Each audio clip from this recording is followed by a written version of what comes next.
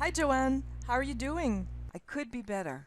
It's about those blended courses again. What about them? You know how I like to use images, music, and videos to illustrate my courses?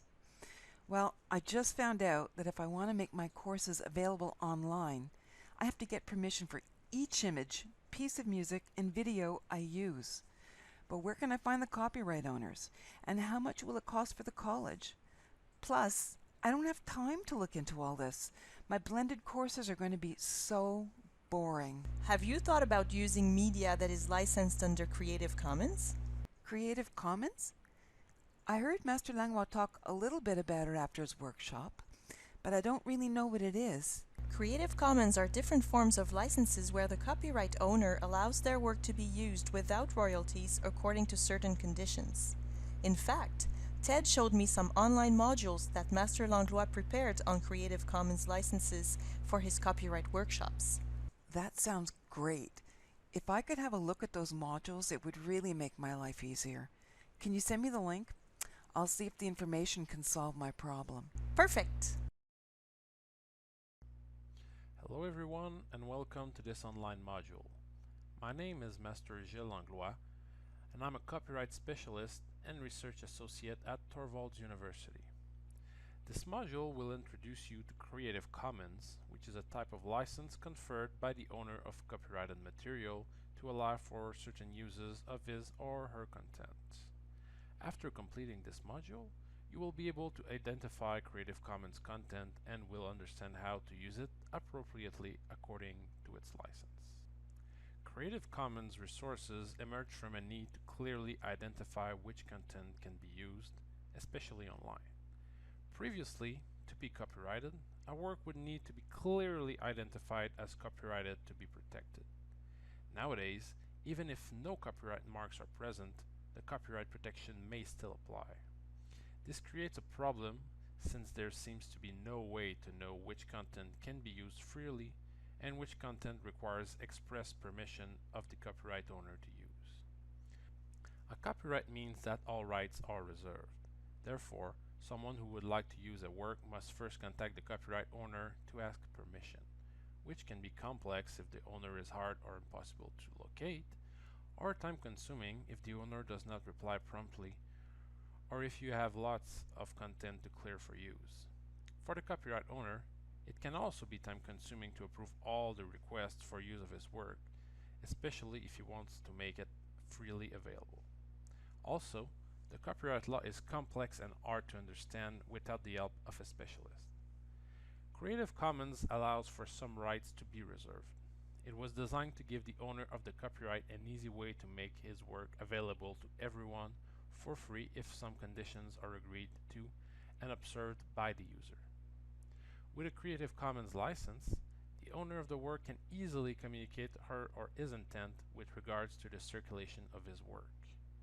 Creative Commons are in no way a substitute to the Copyright Act or copyright laws, but they provide an easy alternative for both owner and user to identify work that can be reused and under which conditions.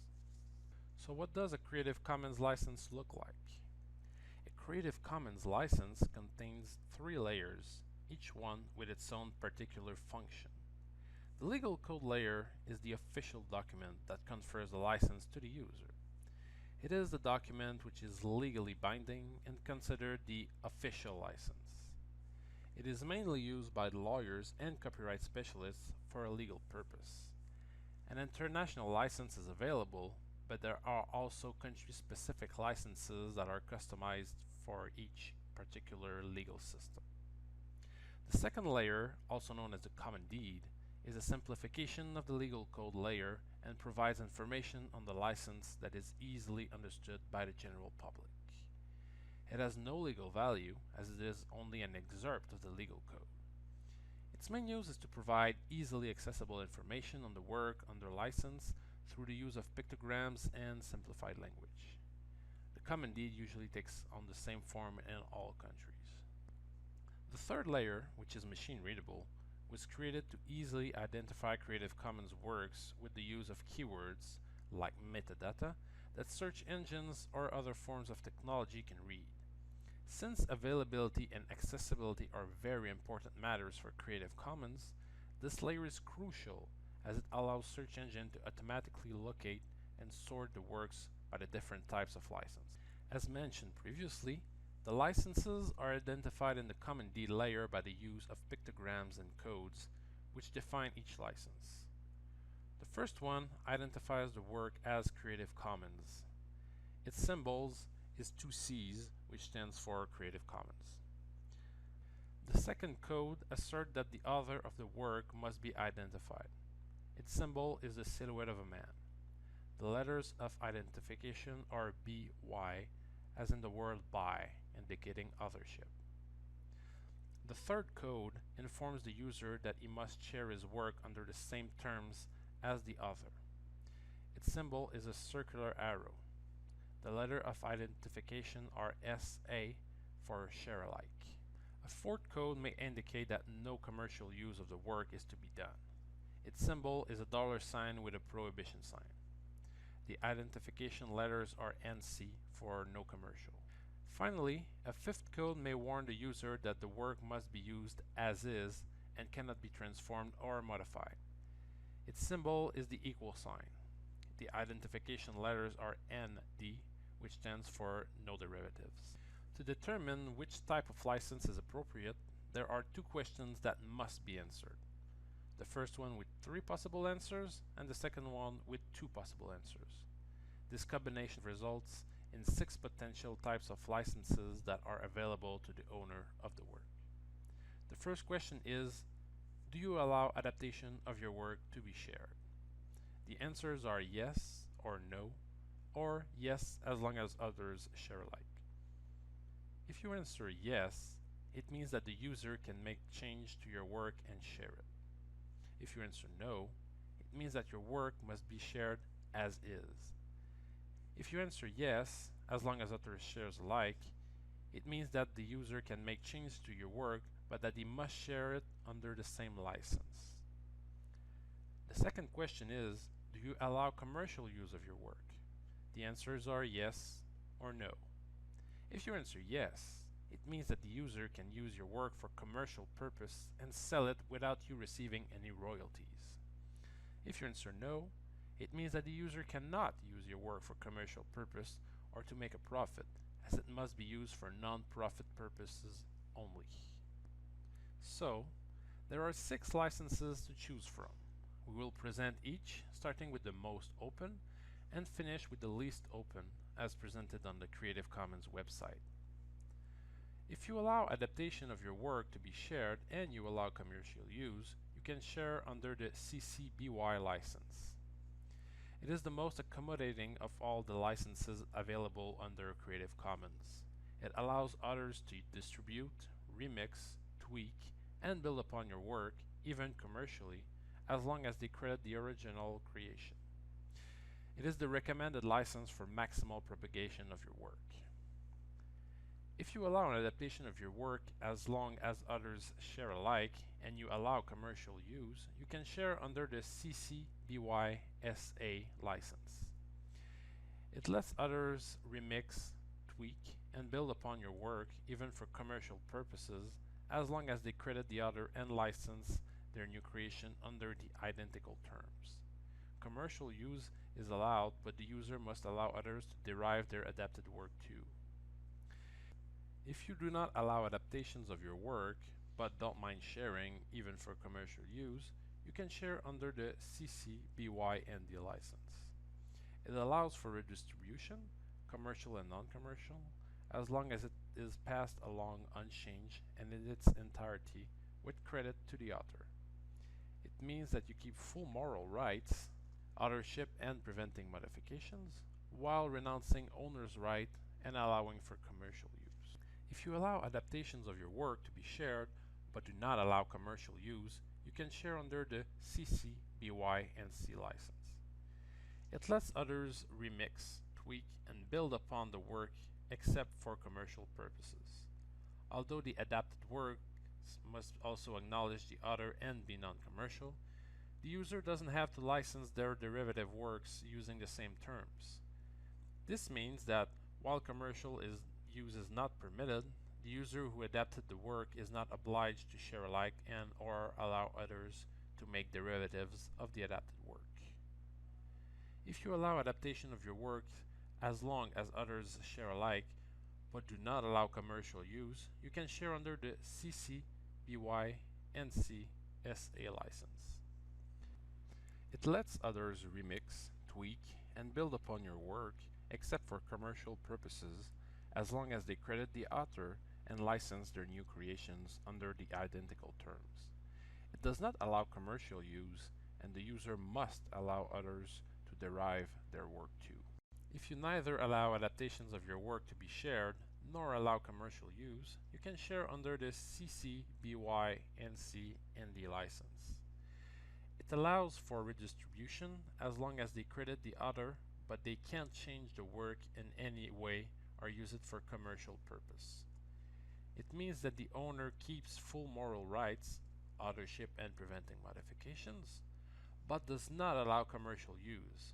It is the most restrictive of the license offered by Creative Commons. The 6 licenses of Creative Commons allow for great variety for the owner of a work to share according to his or her wishes. Even if some more restrictive licenses are considered less open than some people would like, it allows for more sharing of work to occur than what would probably happen if authors were forced to go completely open. There is another type of certification for shareable work called Approved for Free Cultural Works. Unlike Creative Commons, it is not a license. It uses a large definition of free or open resources that does not allow as many restrictions as are available under a Creative Commons license.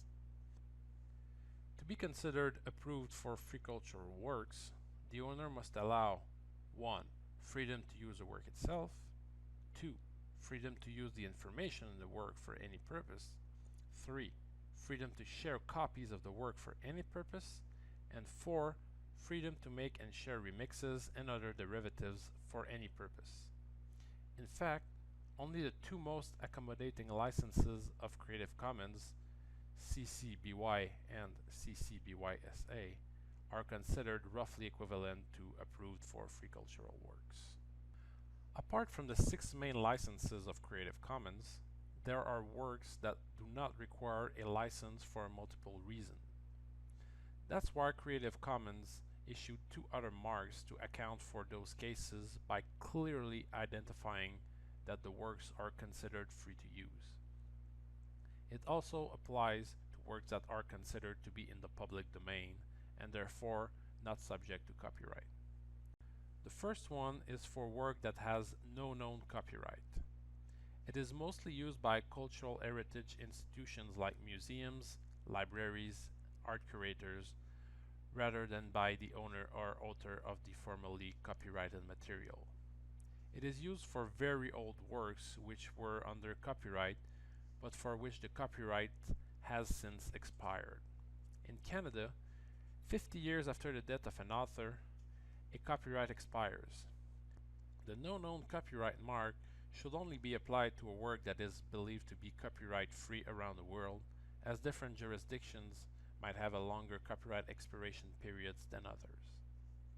The second mark is for works that have no rights reserved, also known as CC0. It is mostly used by authors or owners of work for which the copyright is still active. It is used on works which are subject to copyright laws, but that the author would like to make available without restriction. Since some rights are automatically granted by copyright laws in some jurisdictions, like authorship or integrity, removing them can be long and costly. By using this mark, the author claims that he forfeits all rights to his work, even authorship rights. It does not supplant copyright laws, as some rights might still apply even if the owner doesn't want them to. Using this mark usually means that the author won't exercise his rights. It is important to know that these marks are only an indicator of copyright-free material, not a license. They have no legal value on their own, being dependent upon each jurisdiction's copyright laws. Apart from Creative Commons, other free-to-use resources can be found, especially on the internet. Here are some broad examples of resources that are more or less open.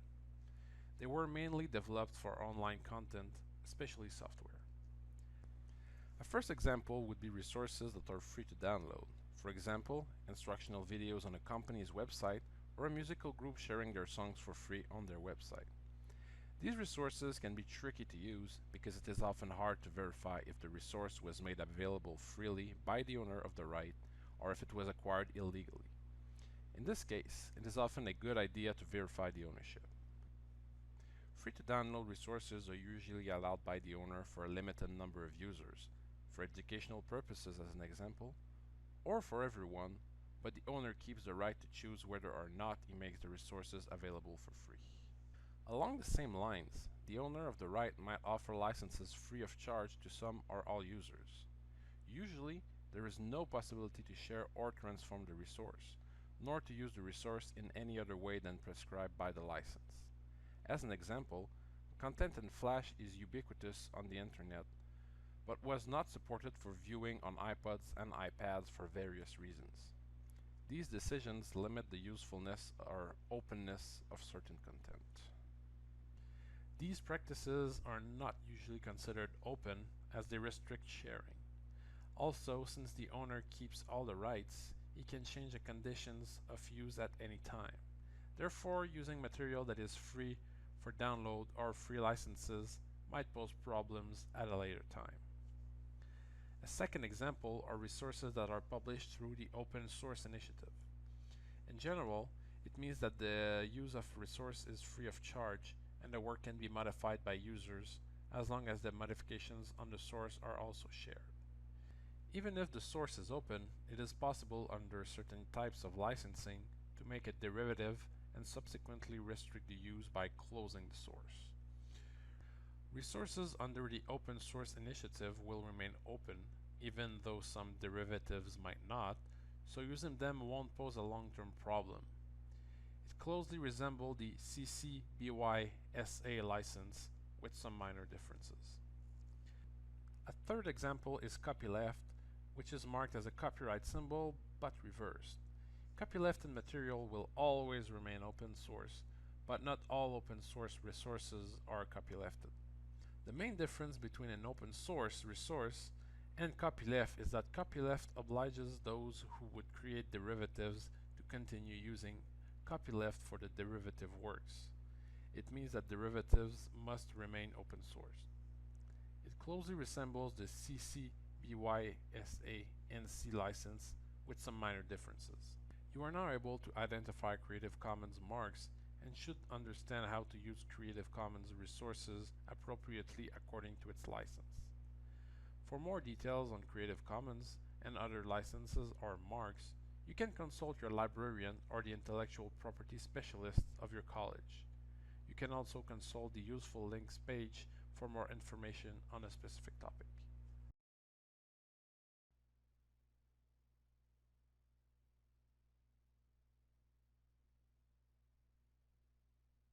So, did the Creative Commons module answer your questions? Who knew there were so many resources on the internet I could use free of charge? I especially like the fact that I don't have to ask the owner for permission each time to use their content. I just might use Creative Commons content for publishing my upcoming book. Just be careful. It's not because it has a Creative Commons license that it is free to use, as people might publish something that is not theirs. Also, watch out for the restrictions on the license, especially if you are planning a commercial use. You're right. Just to be on the safe side, if I'm not sure, I'll get a copyright specialist's opinion. You can check the library. There might be someone that can help you on this topic. And don't forget to reference the author and Creative Commons license in the online content of your course. Good idea, and thank you.